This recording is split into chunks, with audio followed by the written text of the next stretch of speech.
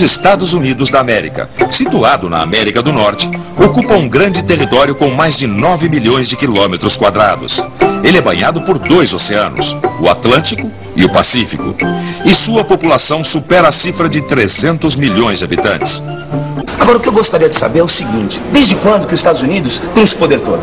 Pedrão, eu andei lendo que desde o final do século passado, eles são conhecidos como a principal economia industrial do planeta. Mas já no século passado? Principalmente depois da Guerra da Secessão. Guerra da Secessão? Você nunca ouviu falar? Não. E você, também não? É o seguinte, Pedrão. O que diferenciava os Estados Unidos das demais nações europeias era o seu imenso potencial natural. Mas esses recursos dependiam de uma determinada organização social para serem explorados. E coexistiam 2 formas de organização social nos Estados Unidos do século XIX. A do Sul, baseada em trabalho escravo, e a do Norte, baseada em trabalho assalariado.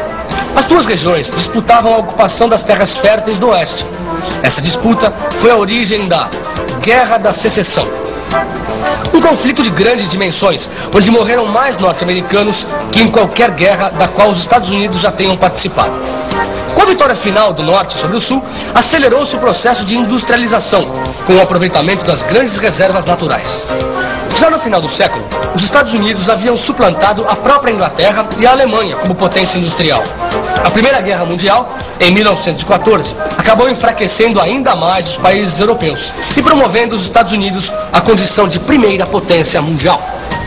Mas essa economia poderosa experimentou uma grande queda em 1929, quando a Bolsa de Nova York quebrou, iniciando o que ficou conhecido como a Grande Depressão.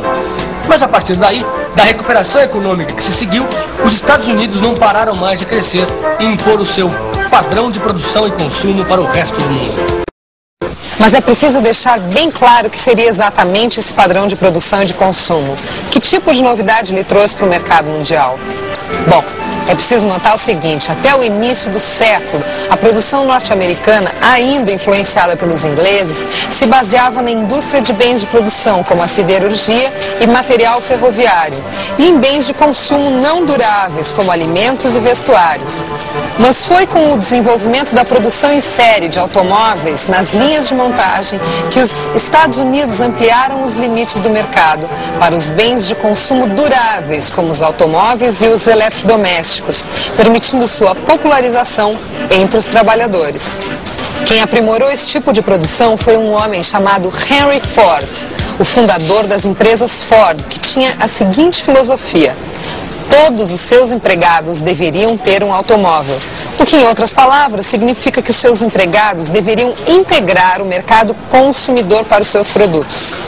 Essa maneira de produzir ou consumir, chamada de Fordismo, modificou a face dos Estados Unidos a partir dos anos 30 e depois da Segunda Guerra Mundial foi levada para os demais países industrializados, como a Inglaterra, a Alemanha, a França e o Japão. Empresas como a General Motors, a Esso, a Ford, a IBM, a Coca-Cola passaram a atuar em todo o mundo, generalizando a maneira de viver dos norte-americanos. O Fordismo se baseia no emprego em larga escala de recursos naturais, como o petróleo, na produção de mercadorias seriadas, umas iguais às outras, e num grande sistema de distribuição, baseado na generalização do transporte rodoviário.